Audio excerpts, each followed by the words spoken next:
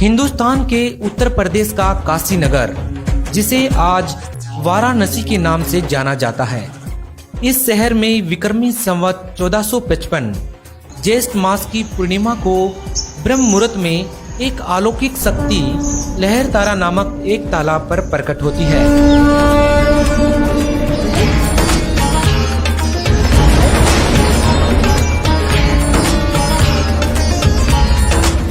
जिसको ऋषि अष्टानंद जी नाम के एक ब्राह्मण अपनी आंखों से देखते हैं, जो कि प्रसिद्ध वैष्णव संत स्वामी रामानंद जी के शिष्य थे।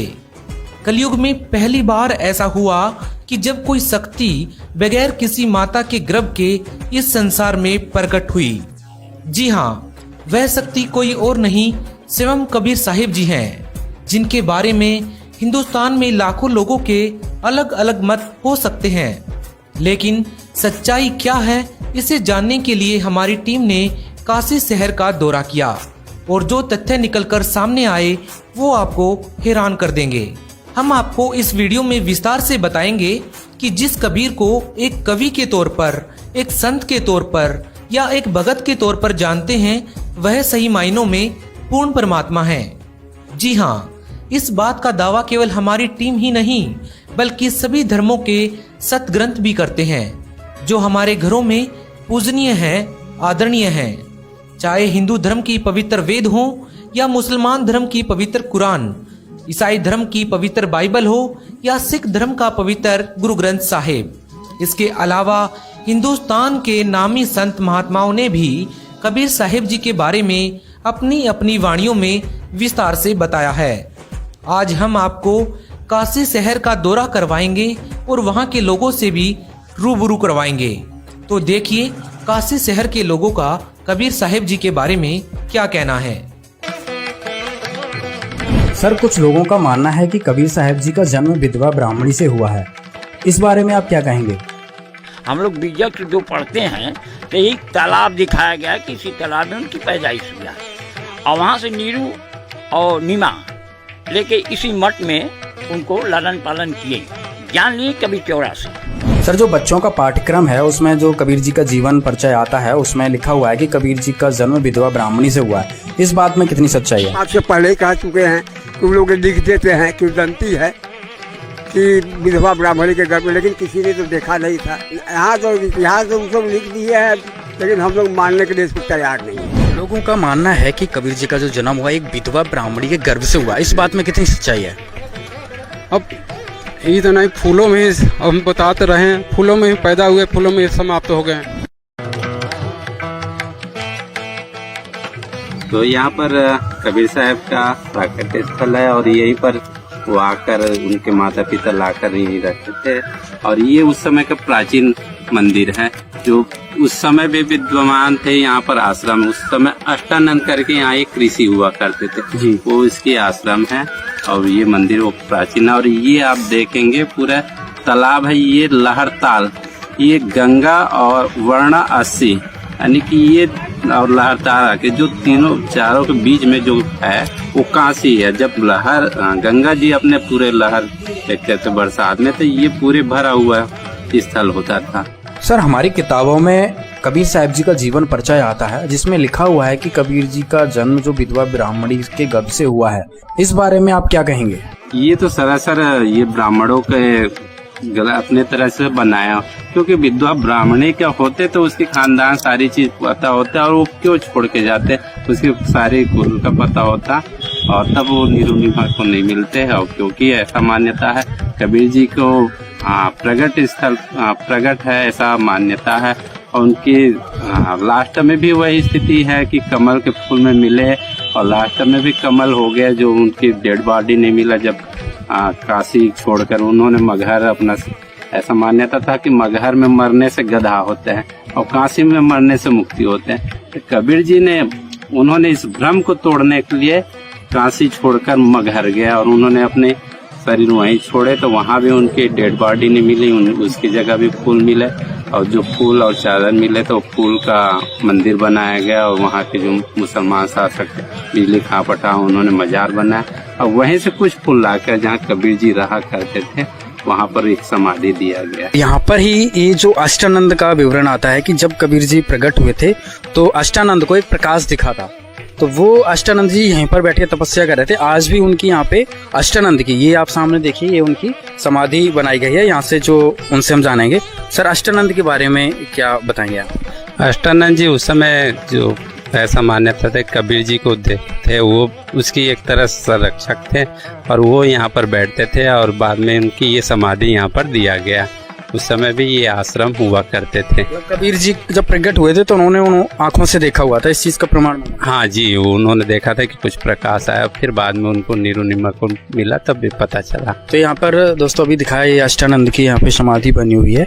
तो जो इतिहास में 600 साल पुराना इतिहास है, कोई ज्यादा लाखों वर्ष पुराना इतिहास नहीं है जिसको ना माना जाए।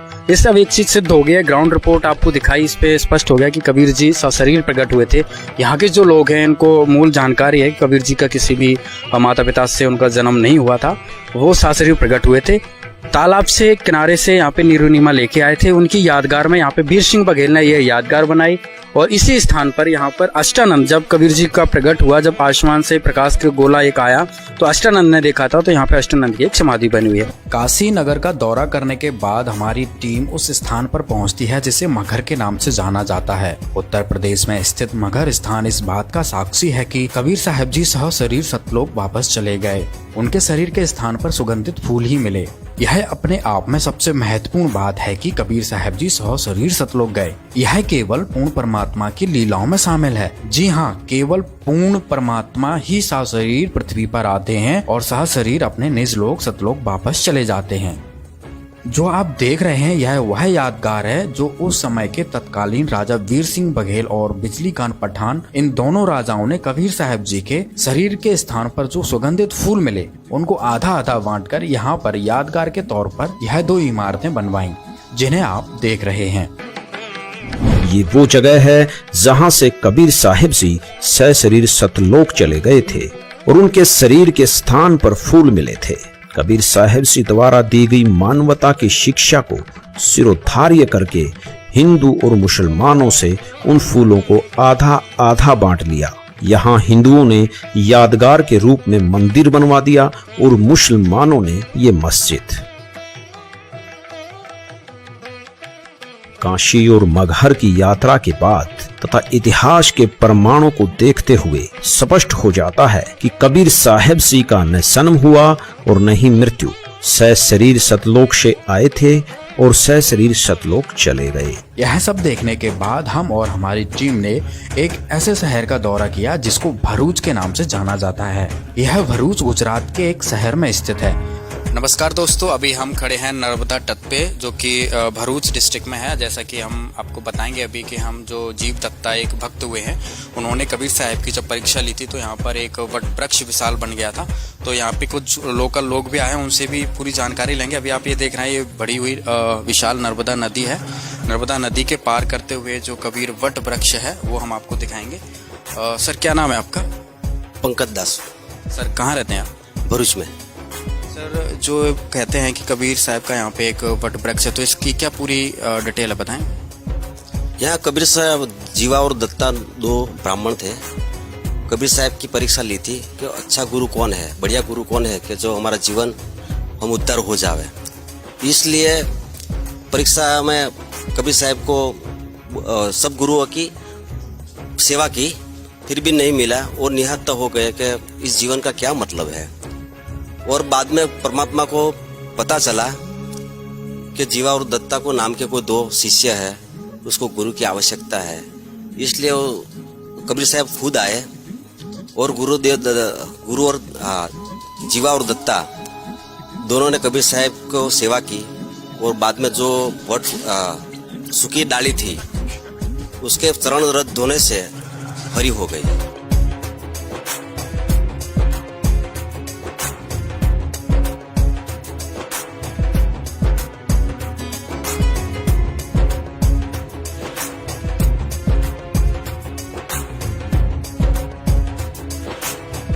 जैसे ये जगह है जहाँ कबीर परमात्मा आए थे एक समय, आज से 600 साल पहले।